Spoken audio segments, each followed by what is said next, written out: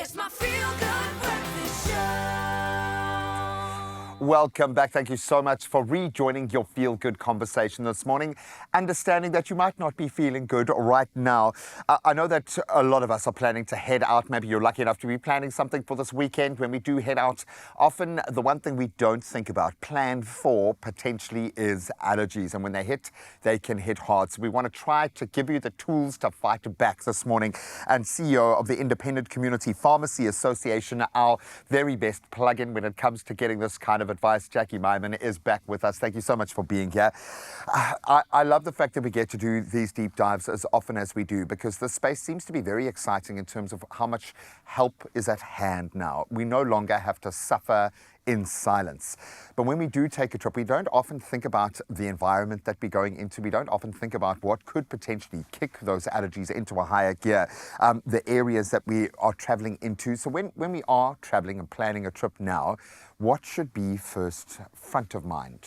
Okay, yes. No, Graham, very often you're so excited about going on holiday, traveling, and it's what you're going to wear. You're going to go and see the flowers. You didn't anticipate what comes with the flowers. And we tend to forget that there are many allergens that we could be encountering. Now, there are people that have quite severe allergies. And of course, with the beautiful flowers, there come bees. And many people are almost fatally allergic to bee stings. So I think the first thing is always remember your first aid kit if you're traveling. Make sure if you've got severe allergies that you have your allergy medicine with you, your adrenaline or epinephrine auto-injector, antihistamines, nasal sprays, things like that.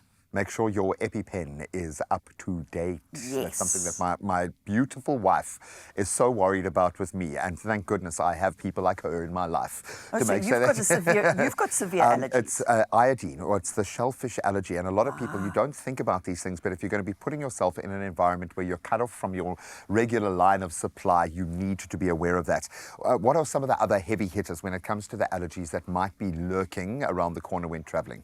All right, so exactly what you're saying. You've got a very severe allergy to shellfish. So you may be going overseas, it's all in Greek or Spanish, you don't know what's in there. So I think if you're traveling abroad, be sure you know about the cuisine. Make sure that you learn some of the phrases so that you can say in Spanish, I'm allergic to shellfish. Yeah. Yes. But I think the main allergens if you're traveling, pollen, house dust mites, of course the food allergies, those are your main ones that you need to be thinking about and planning ahead.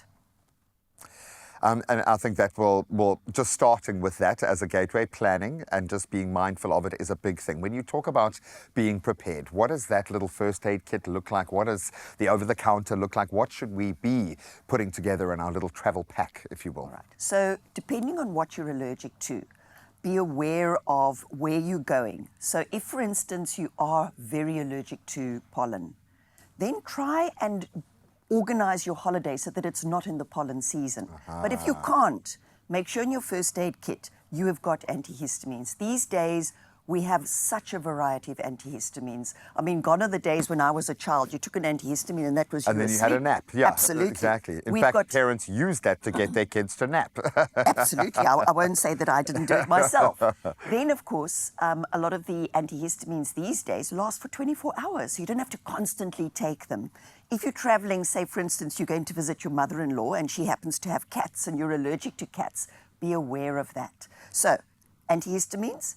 And if you're driving, make sure it's a non-sedating antihistamine. For sure. There are cortisone nasal sprays. There are antihistamine eye drops, because a lot of people, it's in their eyes that they get it. Because you don't want to have a miserable holiday with a streaming nose, itching, swollen eyes. You want to look beautiful and you want to enjoy yourself. Completely. And of course, the EpiPen. Yeah, and that's nice and serious. I love that.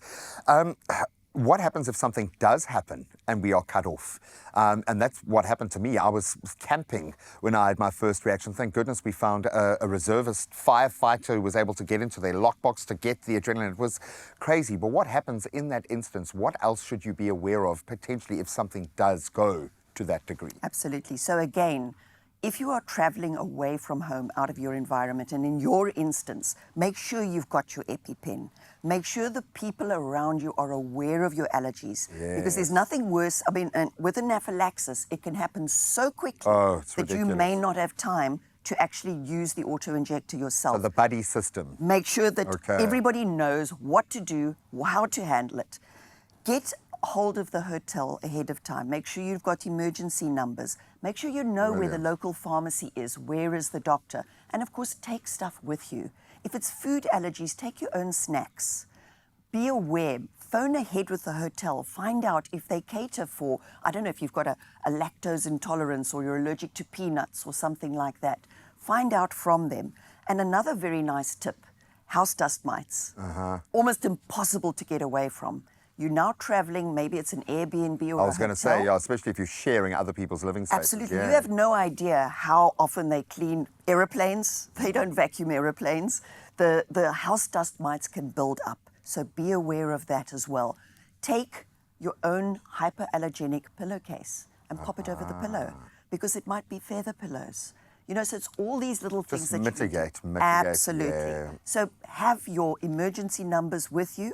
Pop into your pharmacy, check with them what you should have in your first aid kit and check that they're not expired. And I know the network of pharmacies is a global brotherhood and sisterhood. Absolutely. Chances are your pharmacist knows a pharmacist that side and can hook you up. I absolutely love that. I think education is key in this space. And when it comes to ourselves and our own health journey, you know yourself better than anyone else. But you'd be amazed at how just a little hiccup, a seemingly little hiccup like allergies can ruin an entire experience. So make sure you are prepped. And we're going to do our part to maybe add a little more putt course to the journey. You stand the chance of winning 2,000 Rand in cash, courtesy of Ceticit. Simply reply to the competition post on the Expresso socials. You'll see it proudly displayed. And tell us this, how do you prepare for travel when managing allergies? We've given you some great tips. Maybe you can add a few more gems. Don't forget to hashtag Ceticit in that reply. The competition closes Friday, the 25th of October, but T's and C's do apply. You can find them at expressoshow.com. Jackie, absolutely love you. Stay allergy-free. Stay as healthy and wonderful as you are. And hopefully this has helped you stay allergy-free when you take your next adventure.